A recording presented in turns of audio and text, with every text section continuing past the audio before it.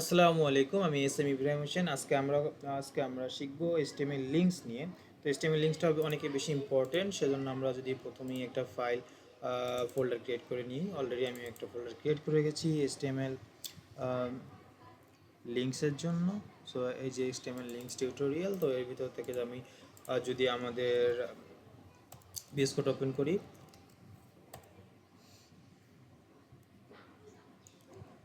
তো VS code open হয়ে গেছে এবং আমি যদি এটাকে একটা ফোল্ডার, একটা ফাইল নিব, সেটা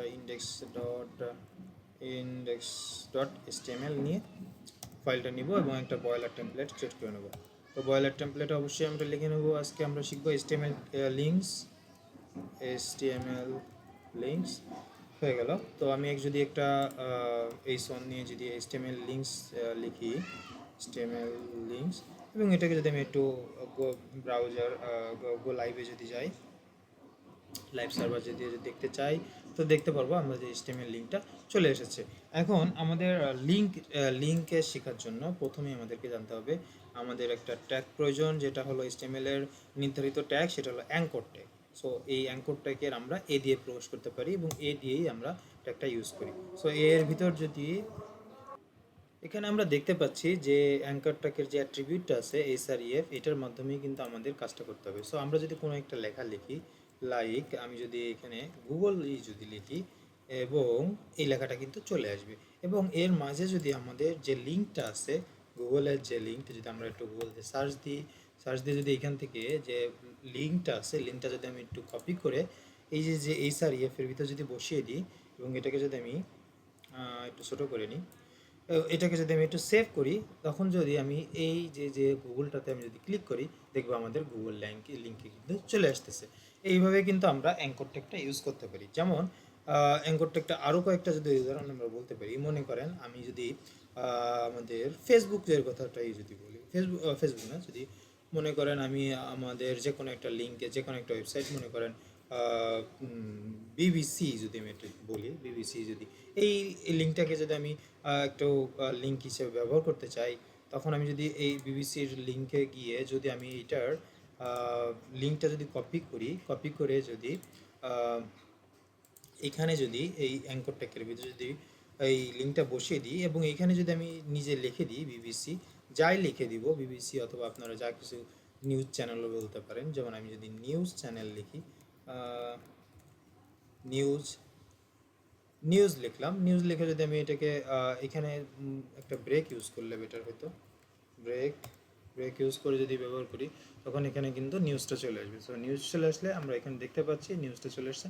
যখন এটাকে ক্লিক করব, তখনই কিন্তু আমাদের এই যে বিবিসিতে চলে আসতেছে। তো এইভাবে কিন্তু আমরা যে কোনো গুগল লিঙ্কে কিংবা অথবা যে কোনো লিঙ্কে আমরা লিঙ্ক ইউজ করতে পারবো।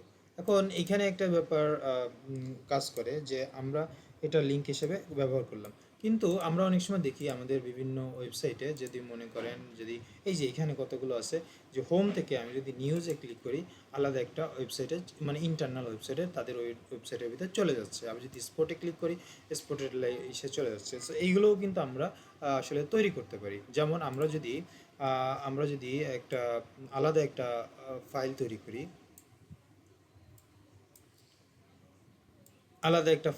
করি, যদি সেই ফাইলটার নাম যদি দিই, মনে করেন আমি যদি এটার নাম দিলাম, এখানে আছে স্পোর্টস নামে একটা তৈরি করা। তো আমরা যদি আমাদেরটাতেও একটা স্পোর্টস নামে একটা ফাইল তৈরি করি, SPORT ডট ইন্ডেক্স sport.html যদি ইন্টার দিলাম, এবং আমি যদি এই একটা সাইট তৈরি করে এখানে যদি আমি লিখে দিলাম, এটা মনে করেন SPORT স্পোর্ট, এবং আমি যদি এটা বলি যে এটা হলো আমাদের স্পোর্ট পেজ, এটা যদি SPORT page, sport page. So sport পেজটা দিলেই দেখুন, এখন যদি আমি আমার ইন্ডেক্সে গিয়ে যদি একটা পেজ, একটা যদি বাটন নিই, বাটন অথবা যে কোনো ফোল্ডার আমি নিতে পারি, যে কোনো ট্যাগই নিতে পারি, বাটন নিলাম, বাটন নিয়ে যদি এখানে বাটন নিয়ে যদি আমি এখানে বাটনটার আগে আমাদেরকে একটা অ্যাঙ্কর ট্যাগ নিতে হবে, সরি, বাটনটা আমার যেহেতু আমি লিঙ্ক আপ করতে চাচ্ছি, অবশ্যই আমাদের অ্যাঙ্কর ট্যাগটা প্রয়োজন।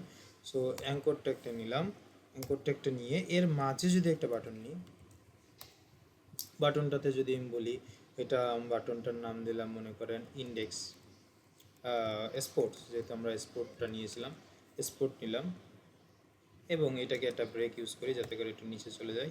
এবং এই যে বাটনের ভিতর যদি আমি আমাদের যে তৈরি করা যে স্পোর্ট ফাইলটা, এটাকে আমরা যদি নিতে চাই তাহলে ডট দিয়ে স্ল্যাশ ইউজ করব, তখন আমাদের স্পোর্টে যদি দিয়ে দিই এবং এটাকে যদি আমি সেভ করি, তখন আমি যদি এখানে এসে যদি স্পোর্টে ক্লিক করি দেখতে পারবো আমরা স্পোর্ট পেজে কিন্তু চলে আসতেছি। স্পোর্ট পেজে যে স্পোর্ট পেজে চলে এসেছে। এখন যদি আরও ক্লিয়ার হওয়ার জন্য আমি এখানে একটা প্যারাগ্রাফ যদি ইউজ করি, প্যারাগ্রাফে যদি লরেম 10 পেজ দিলাম এবং এটাকে যদি দিই, এই যে অলরেডি চলে আসছে। এখন আমাদের ইন্ডেক্স পেজে আছে। সো এই ইন্ডেক্স পেজে আমরা যেহেতু এই যে এটাকে লিঙ্ক আপ করে দিয়েছি বাটনটাকে, সো এই বাটনটাকে যখনই আমি ক্লিক করব তখনই আমাদের এই সে চলে যাচ্ছে।